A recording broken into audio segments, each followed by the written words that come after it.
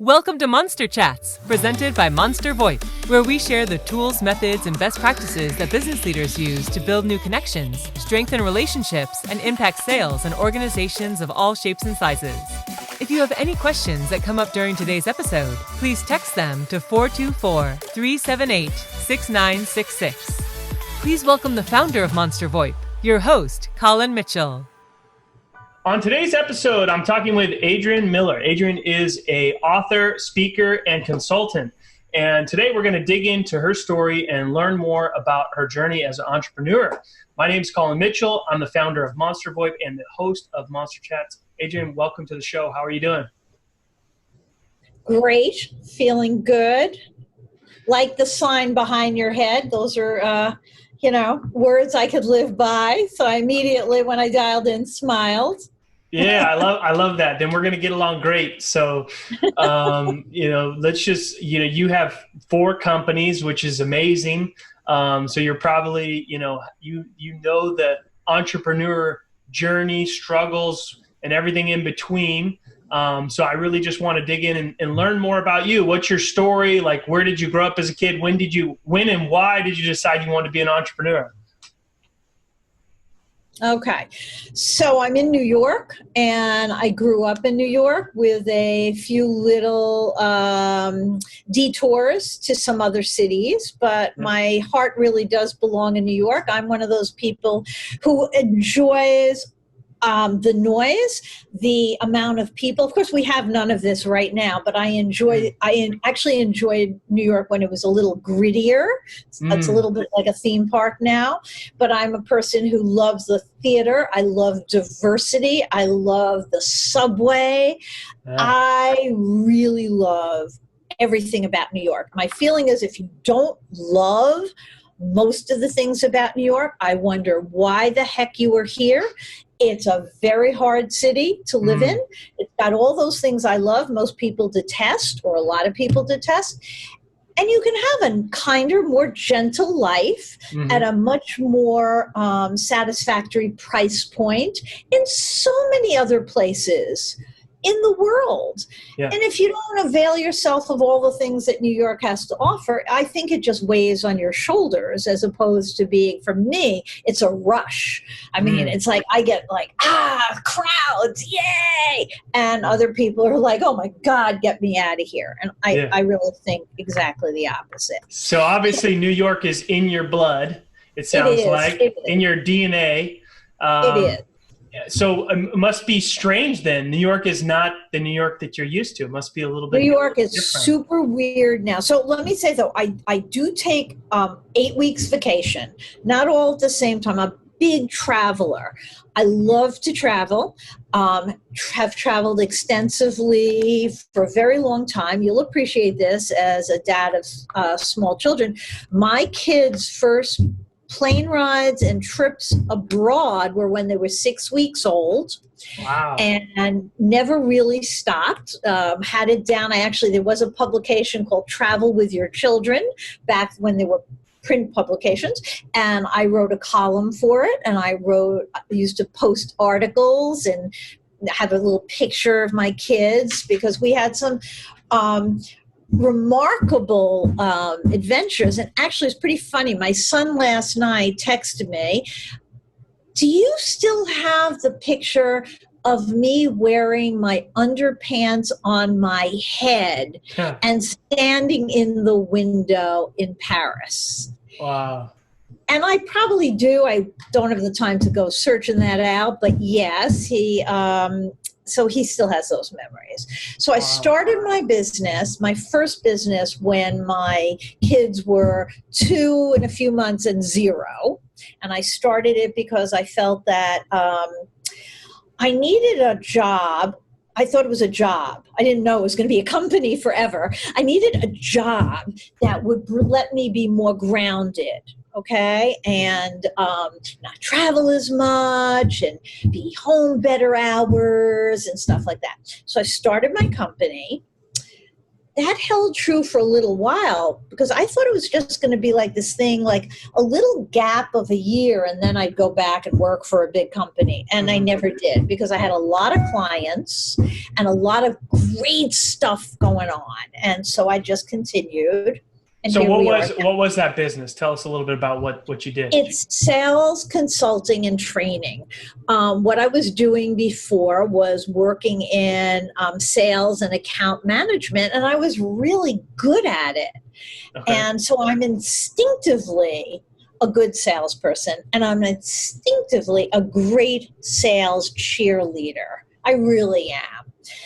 And so I work in all sorts of different companies, big and small, every possible industry, and enjoy the hell out of it. Really, really, really do.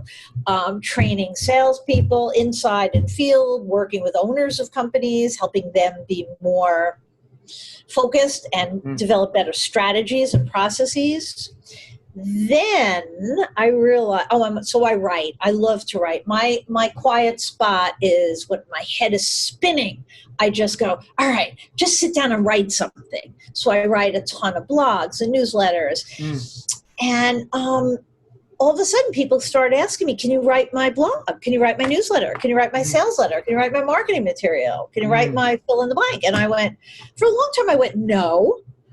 I don't do that. I don't do that. And then I went, oh my God, I'm just saying no to people who are asking them to hire me. How silly is that? That sounds just so stupid. So I immediately whirled around and said, yes, I can do that.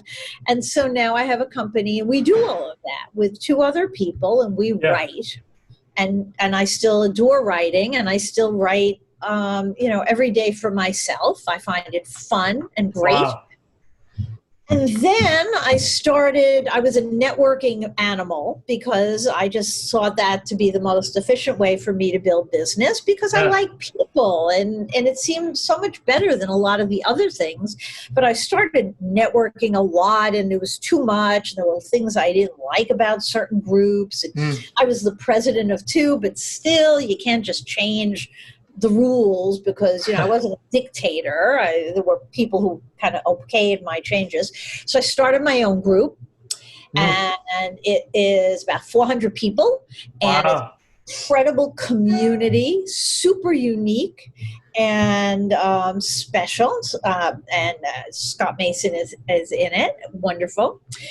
Who introduced us? And last but not least, then I started getting, well, great, you can do the strategy and you can write stuff, but I really need a website or I need a brochure. And I'd find someone to do it, of course, in my networking community. But then I said, this is a perfect niche. This is for small to mid-sized companies who really want an integrated marketing plan, but they don't want to go out to all these disparate companies and have messages that don't even talk to each other. So I started an integrated marketing company, really focused on that marketplace, and that's been going pretty well. I feel like this COVID time is going to be very good for that business because seriously, if this point in time is when you decide to disappear, you decide to not market, you decide to not be visible, you decide to not write or have marketing materials and not network and not do social media, then when this is all over, and it will be ending sometime, you will have no business. No one will know who you are. You will not have any credibility. And you can gain it again, but why would you ever want to lose it? Right. Why would you ever want to stop it? So I totally agree with that. I mean, the people that are doing more now are the ones that people are going to remember. Even if it's, not necessarily doing business right now, but putting out content, being active, providing value, strengthening relationships, that's really what it's all about. And if you're not doing that right now, you're going to be hurting later if you're not already. Totally. So I started, it's not really a business, but I bought the URL paymewhatyouwant.com. Oh, nice. I love that. And paymewhatyouwant.com is a 1-hour deep dive consult on any sales and biz dev issues you have. Totally focused on you, customized, nothing off the shelf, because what's on the shelf might not be applicable to you. And I ask in advance, if you want to share like a couple sentences or even more, if you want to share about your situation and what you'd like me to talk to you about, I'm happy to share.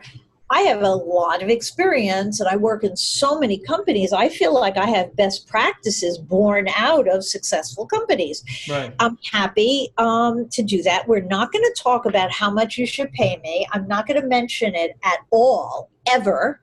And if you want to, at the end, you see that you got value and you feel it within yourself, you can pay me through Venmo, you can pay me at PayPal, you can send me a check, you can do whatever you want. I won't even ask you. I won't think higher or less of you based on that, because I trust for myself not to be a BS person. And when I say pay me what you want, I mean it. And it's been fabulous. What a different way of thinking. Nobody's doing that. It's been fabulous. It has been. So I started this years and years and years ago, but I didn't have the URL. And I used to run it as a little experiment, like for a month period. And it was always successful. It was always successful. I didn't do it for this reason, but of course, I did get a couple of longer-term clients out of it who's, boy, man, I really think we should, because look, I mean, there is a point you can't go past in an hour, even 2 hours. I mean, really. And people say, wow, that was fabulous, but I need more. I want more. What kind of arrangement can we set up? Yeah. And I must say, I feel like I take away as much as I give.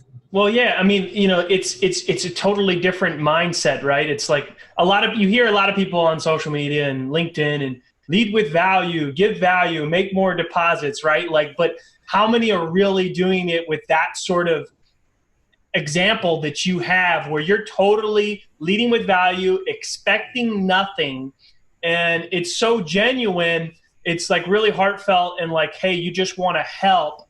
And then if they feel like paying you, which I'm sure they do, and if they want more of it, then it's a great, funnel to feed your core business.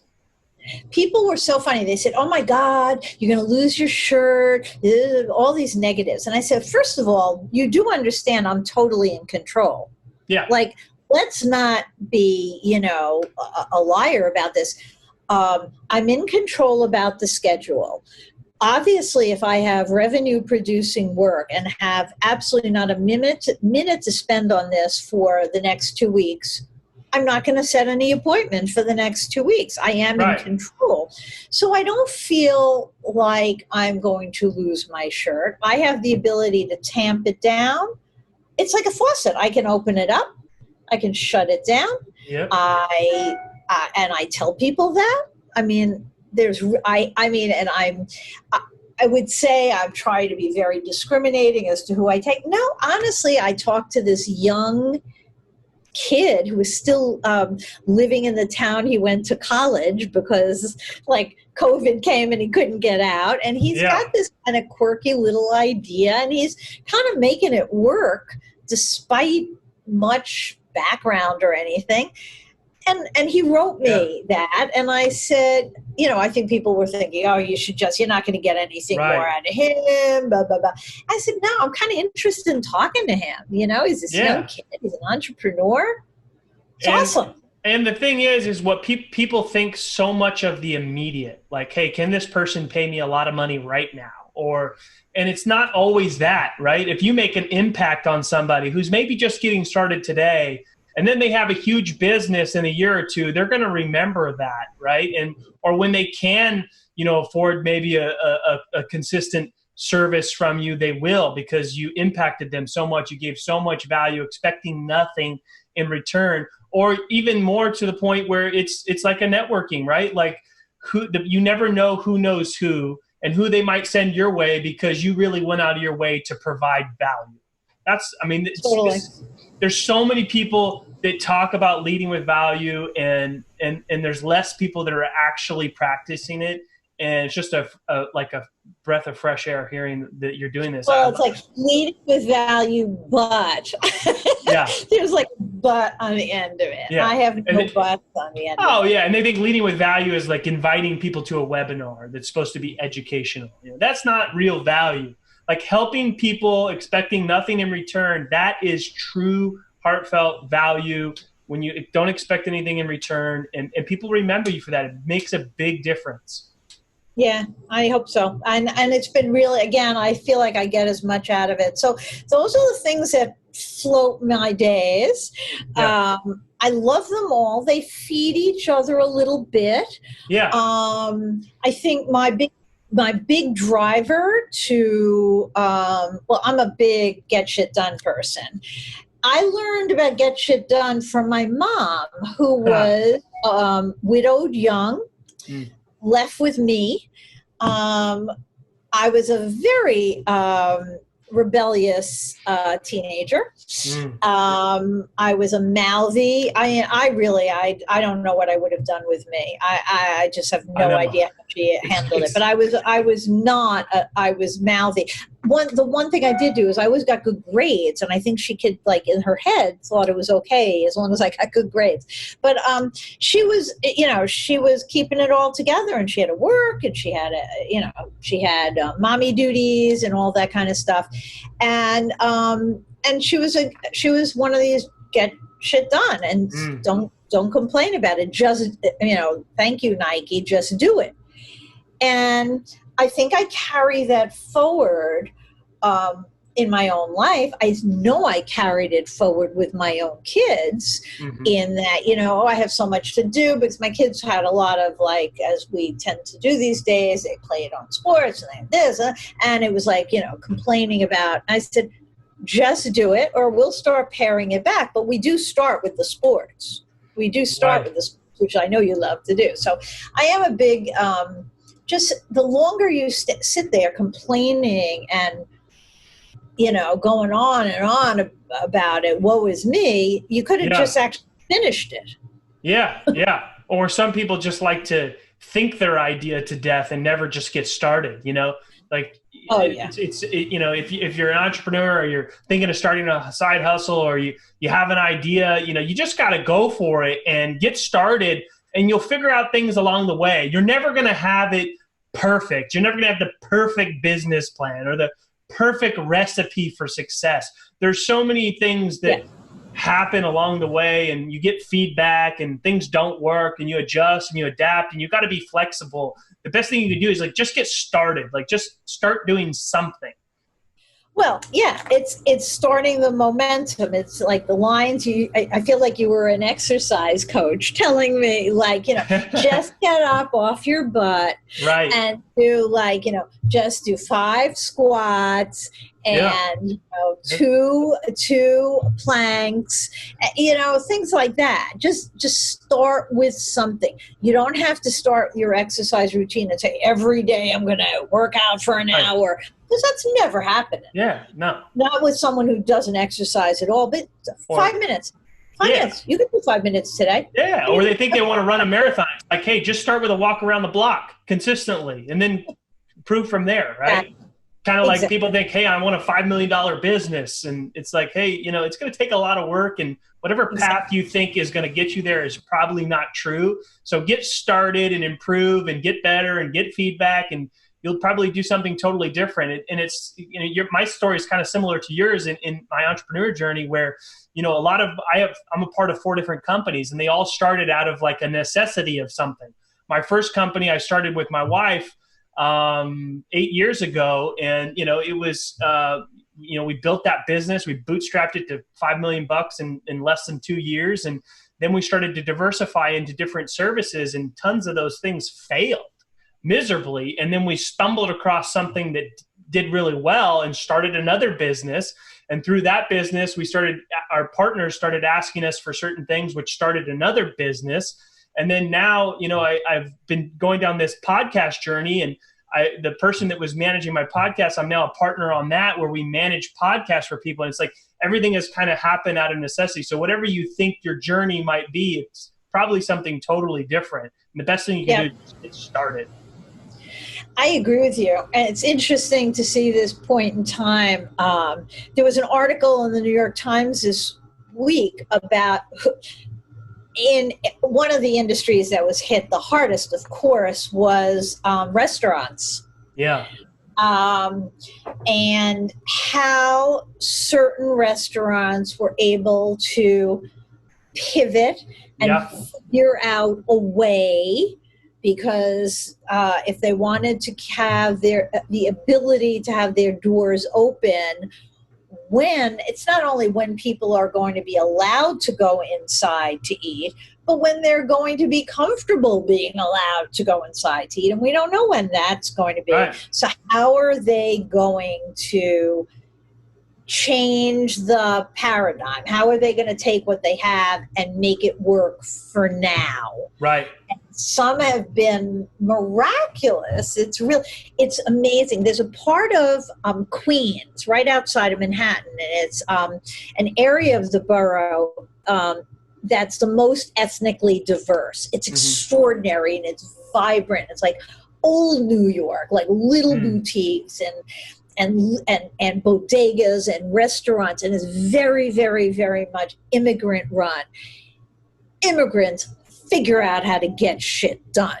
Yeah. And it's a funky, big boulevard that they're on, funky as hell. They've managed to cobble together some like plywood so it keeps the cars off, and like put in a few seats and stick some potted plant there and make it outdoor dining. Yeah. And it's like, man, I'm eating there no matter what. I'm eating there whether I like the food or not. I'm eating there. Out of just respect for the hustle, right? Totally. Yeah. Totally. Yeah. And they did it immediately. Yeah. The second they were told outdoor dining was allowed. Seriously, we have plywood up so you don't have the traffic in your head. Yeah. They have a plant, like a plant that you might have in your living room. Yeah. And they made it happen. And I know. It's awesome. Yeah, awesome. And those are and those are the type of places that people, like you said, they want to support it, because it's like, hey, you're really trying to, it's survival for a lot of them. I mean, I've seen some big brands do some things too. One that I was super impressed with is Best Buy. Like, literally right away when everything was closed down, they had, order it on their app, drive up, touchless pickup, and then everybody started following them after, but they were doing it right away. And I was like, wow, it's impressive. It's then a company that you want to support, right? Because you feel like they were really trying to, navigate through the situation and still provide great service. And then there's companies that are now closing. It's like, because they sat back and did nothing. Yeah, they thought it was going to be the 2 or 3 week pause. Also, these immigrant-owned restaurants, I would venture to say, and I don't know this for a fact, that a whole lot of them were really not able to participate in that PPP program for a lot of different reasons. The program confused a lot of people. It was a lot of paperwork and stuff. I mean, with all due respect, I had my accountant do it for me. I'm legal. So, right. I mean, I'm like, people don't, they don't jump into government provided help for lots of reasons. And some is the complication. Some is it just takes too long to do it. I don't have time to stop and do it. The other thing is I'm an office white collar worker. Tell me how many PPP programs were on Zoom those initial weeks. Probably there were 10 a day. Yeah. Well, if you're a hospitality, a food service worker, are you sitting at a computer all day? No. So even getting educated, I took a lot of those courses to figure out how to work it. And so I think there's a lot of people who couldn't figure that out. They just didn't have the ability, time, wherewithal to sit at a computer during the day and do it. So they truly represent a segment of our population that has the grit to ride through all this stuff. Yeah, a lot of people got left behind because it was just so complicated that they didn't understand it or need. And then, a bunch of the huge companies ended up gobbling up the first round of funding, right? The first round went to the biggest of the big. Yeah, I mean, you can't really get upset, right? Because it was like this was such uncharted territory for so many people, and they're trying to do their best to put something out there for people that really needed help. But a lot of the people that really needed the help didn't get it, and that's what's kind of sad about the whole situation. They did another round, and I think some things were more clear for people, but it was still really confusing. And it's it's a loan, and a lot of people don't feel good about borrowing money, and it's supposed to be forgivable, but what is forgivable, what's not? You gotta no, it's complicated. Exactly, it's complicated. So a lot of folks are just sitting back and saying, nah, I don't want any part of this. But I give a lot of credit for people who have figured out their business, hospitality, people who do personal training, having to do it via Zoom, because no longer are they hands-on on your body, people who do facials, trying to run courses on Zoom on how to do esthetician stuff. Right. I mean, lots of types of businesses really had to pivot. My pivot wasn't that difficult because while I'm an in-person trainer, sales trainer, doing it digitally, doing it online, not a big problem. I've done it before. I can do it again. I'm working in a marketplace where people are used to this kind of communication.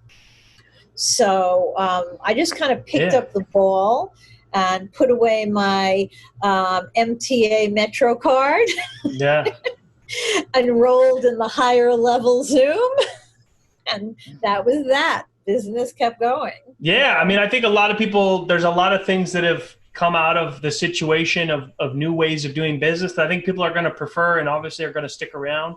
I mean, it's much more efficient if you live in a large metro city than, maybe going to 2 or 3 appointments a day. I mean, on Zoom or any video conferencing platform, you could meet 8 or 10 people in a day, and have time to do other things. A lot of big companies, I mean, this how we'll return is going to be very different because what was it? Google today came out and said 2021. They have, I forgot, 8,000 people in New York or something. Yeah. So, I mean, I know a lot of people in commercial real estate, offices. I have a client that owns a very large footprint in a building. Mm-hmm. Their employees are all working remotely now, and they're discovering that they don't need that large a space. They're only going to bring back a small group of people. Yeah. And some people, I think there's a lot of people that are also putting out surveys too, where it's like people are preferring to work from home and not have to commute, and they get more productive, or they have a little more time with their family in the morning. I mean, the only thing that I see is a challenge or obstacle. My kids are still young, but if you have older kids and you got to play teacher and do your job, I can't even imagine what that's like and how challenging that must be. Yeah.